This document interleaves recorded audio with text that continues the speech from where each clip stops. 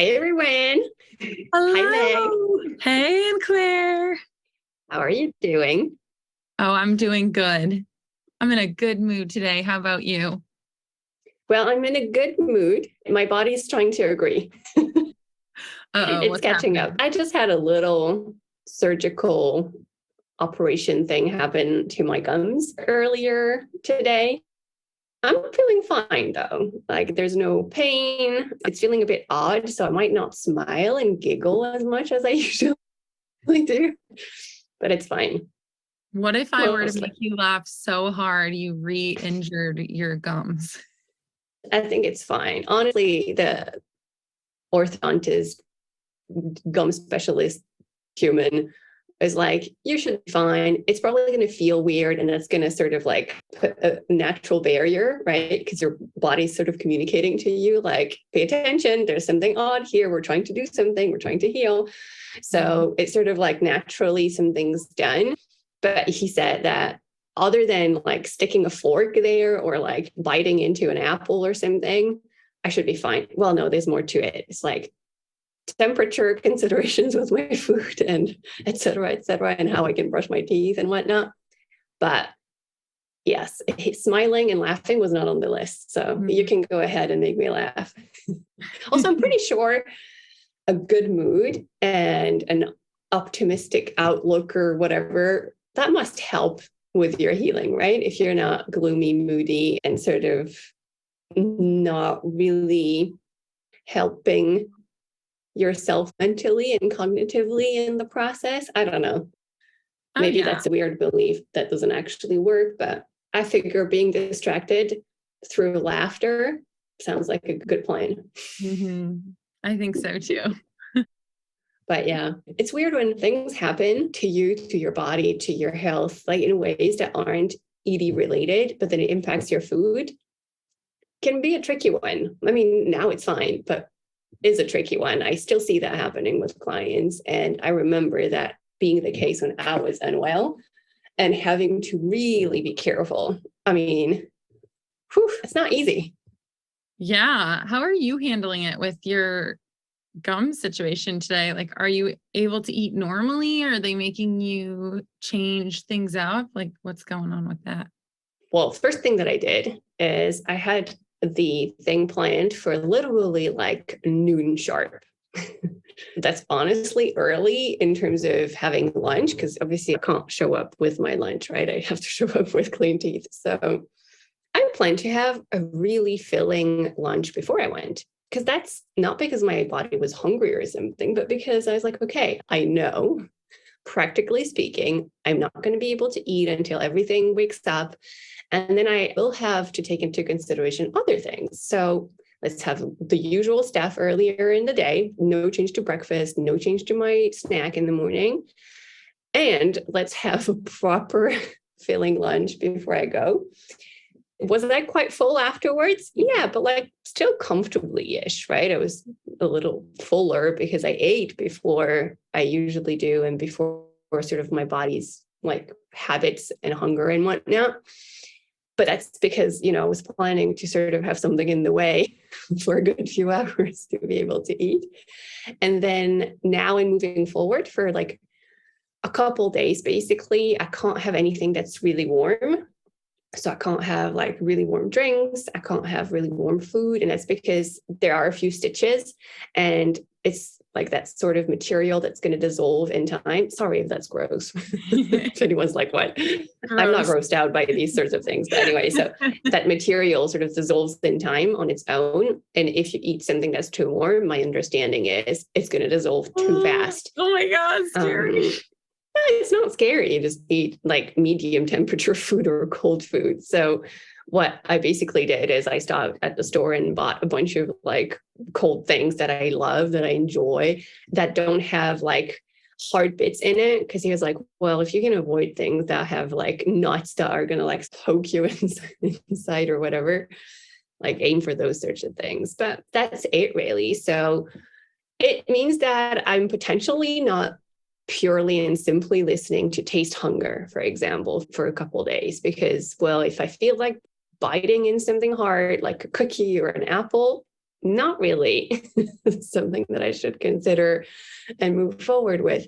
But that's fine. We all have times in our lives where we have to make a choice based on our knowledge and recommendations rather than purely and simply hunger and taste, right? Earlier today, I didn't go with hunger. I went with practical elements that I wanted to take into consideration. And for a few days, I can't rely on taste hunger because, well, if it matches, great. But if it doesn't, that's all right. I know it's just temporary and it's honoring something else in my body that needs to heal, and that's okay. So that's how I'll be navigating the rest of the day and the next day or two. Mm-hmm.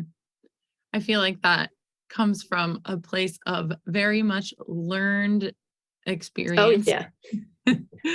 Oh, my God. I have not so great stories about like illness and sickness in recovery, or when I was in my eating disorder years, where anything that would get in the way of eating, I was like, see, I can't eat. It's not my fault. I just can't eat. I'm not feeling well. Or nearly feeling happy for feeling nauseous or sick or having tummy issues. I don't know if that sounds weird, but that has happened to me in the past when I was in my worst part of my eating disorder. I was actually happy when that was happening because I was like, yay. And then all the weird logic and beliefs about, great, that way my body's not taking in the calories and da-da-da. And it's just like, well, I understand past me. I have a lot of compassion for her. But wowza, when you think of it years later, how odd, right? Yeah. Tell me I'm not the only one. It shows like how disordered you can get. Like when you're having positive feelings about feeling nauseous or not being able to eat because you feel sick or something like that. It kind of reminds me of how when I wasn't getting my period, I was like secretly proud of myself. Like you can just see how disordered you are. Mm-hmm. And looking back, you're like, oh my gosh, that was messed up. So yeah, I think there are so many people, I see this in my practice all the time. I don't know if you do as well, but there are few individuals who will be challenged to maybe follow a certain part of their meal plan or do something. And then I get this text saying, oh, I woke up with a really bad migraine and I just couldn't eat today. Or I woke up so anxious, I was nauseous, I just couldn't stomach anything. And it's really a difficult place to be in. But from a coaching perspective and a recovery perspective, you need to be prioritizing getting nourishment in any way that you can.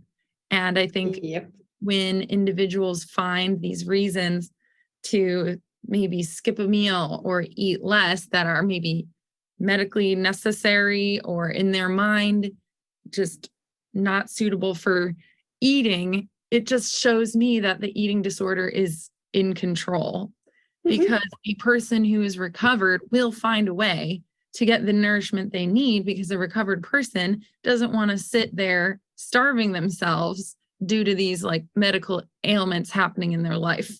I know when I'm sick, I just switch what I'm eating to more like maybe soothing foods. Like if I have a sore throat, I'll have like really delicious chicken soup with toast and maybe like ice cream for dessert. I'm just trying to switch to like warm, soothing foods that are soft and full of like delicious nutrients and flavors and all of that.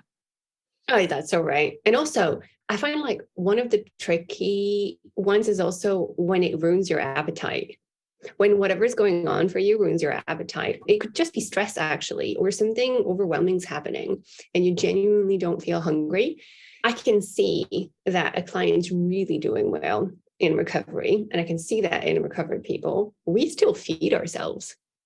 It's not because we don't feel hungry that suddenly we're like, well, my body doesn't need the food. No. Maybe something's happening and we don't receive the signal for whatever reason. Doesn't mean our body suddenly doesn't need the food. Our body still needs the food. That hasn't changed from one day to another. We know that. That's science. That's not an opinion. That's not like fairy tale magic. But that is a tricky one because, sort of feeling the hunger and ignoring it and finding sort of quote unquote excuses to not eat because sore throat, because feeling nauseous, because other things, it's easier to know and to put a word on it and being like, yeah, that is disordered, especially if you have a coach that went through it and can totally call you out. But when you're just really not hungry, it might not even feel that way. It might not raise the same red flag because you might not even realize, right? It might not even grab your attention in this way. Yeah, it is really challenging when the appetite goes away, but I like to think of it as your body is a responsibility. It's just like taking care of a pet. Like your pet's not always going to be telling you when they're hungry and you can't feel their hunger signals, but you're still going to be feeding them regularly and enough food. And so your body is something you are responsible for, no matter what. And your body can't run without food. So if those hunger signals aren't there, that doesn't mean your body suddenly doesn't need the food. It's still functioning. I love that analogy. Because like, actually, if your pet did not eat what you usually give your pet to eat, you would actually get worried. You'd be like, oh, what's going on, little one? Like, what's up? Like, why are you not eating? You would actually be worried for that pet. It would be a signal that something's going on. So I love that analogy, because if the pet is not hungry, has no appetite, and is not eating the food, you would translate that internally as, oh, something's wrong. Yeah. I honestly am so glad you love that analogy because it's so true. Like you interpret them not eating as them being sick. And also, if you don't feed them, which you are responsible for them, that's very irresponsible. So if you're not feeding that's animal abuse. We can call it what it is. Abuse. So again, it's kind of that self-compassion thing. Like, would you tell a friend to use an ED behavior? It's like, would you apply ED behaviors to your animal? And obviously you would never do that. You would never say to your animal, oh, you don't deserve food today because you didn't go on enough walks or something like that. You know, you wouldn't do that. So why are you applying those ED behaviors to yourself, right? It's also that's very true. Think about it like elderly care. When an elderly person is on the decline and stop eating, that's a signal that they are sick, right? Yeah. It's a high alert situation. So now, in case anyone who's watching and listening thinks like, oh, okay, this maybe I'm feeling called out here. maybe there's something here that I may be doing sometimes or when things are difficult. Please do bring it up with your treatment team, and do also bring that up with your dietitian if you have one, hopefully, because they will also have really good tips depending on what it is that you're experiencing, right? So if we're talking about nausea or like throat ache or whatnot, they're going to have a bunch of examples and inputs and ideas that they can share with you. So I really want to encourage anyone to pause and sort of have a think and list out ideas. I often do that with clients. I'm like, hey, how about we build a toolbox? And we might build it for emotional situations, for triggers, and we will also build it for physical something that happens maybe regularly, right? Say you often feel bloated, you often feel nauseous, or you have migraines regularly, then we make a toolbox, which is basically a piece of paper where we write things down, but it will say, this is how I feel, or this is what's going on. And then we'll add, what does that usually sound like in my mind? Like, what's the usual running commentary when that happens? And what does my eating disorder suggest to do or to deal with the situation? And then we'll say, okay, what could I actually choose differently? And that way you have a list. And I always say, make it as specific as possible, right? So for example, if the situation is, I have a throat ache because of blah, blah, blah, whatever, then I will say, make the list of foods that you could still eat that would not hurt you more and that would be adequate. So please get your dietitian's input here. Make that list as specific as possible. List the items so that if you end up in that situation, you have no extra thinking to do. You can just go to the store. You already have the list, get that, you're done, you're set. And everything's there already to help you out. And it's going to be the same for whatever other situations might pop up. And that makes it easier because in the moment, it's often hard, right, to sort of like come up with the solutions when you're a bit overwhelmed or you're tired, especially when you're feeling poorly. I mean, I find that when I'm feeling poorly, it's harder to find solutions. You're already tired, you're already feeling under the weather, you already feel like quitting on the day.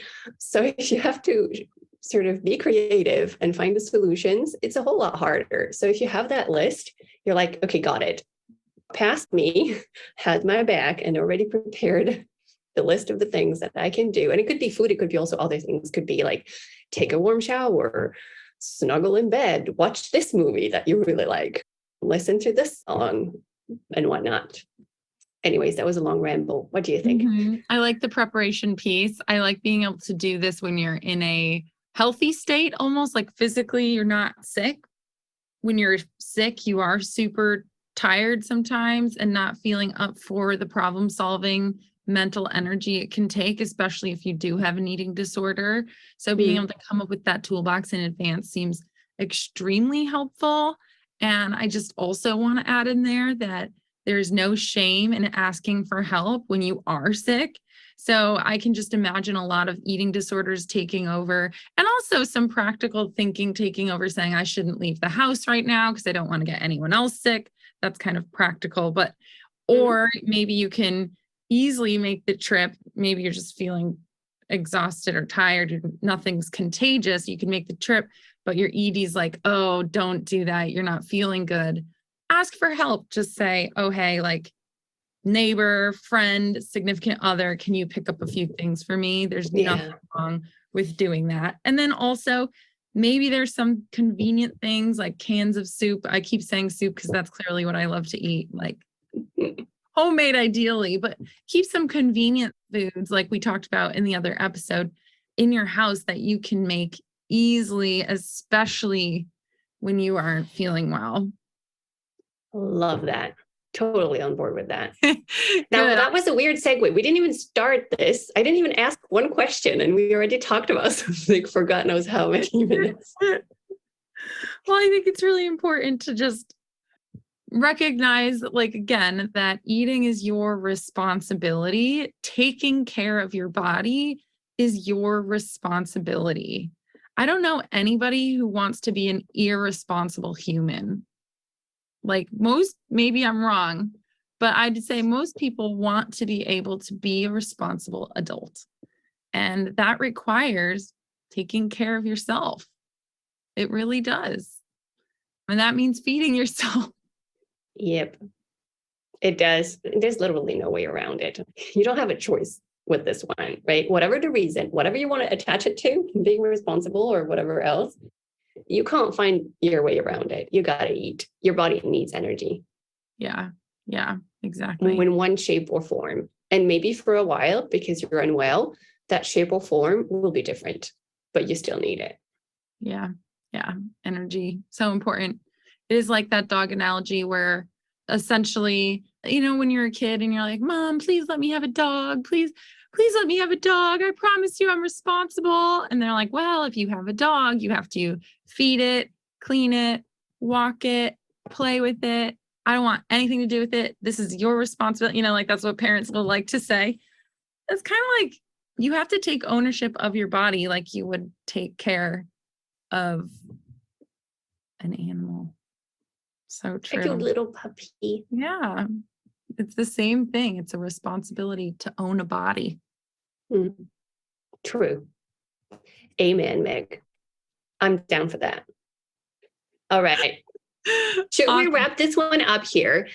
Yes, let's do that. Wrap it up. It's me tying a bow. Thank you, Meg. Are you tying it around my head? Yes, I'll do that. My camera doesn't go over to your camera. It's like, okay, weirdos. Ah, anyways, for anyone who just tuned in to this random discussion, well, not random, but spontaneous discussion about not having appetite or facing a bit of a meh moment because your body's not on board for some reason, something's up, and you want to make sure that you're not dishonoring your eating disorder. Well, thank you for tuning in, and we'll see you again very soon. Thank you, Meg. You're welcome. Thank you. Bye. Bye.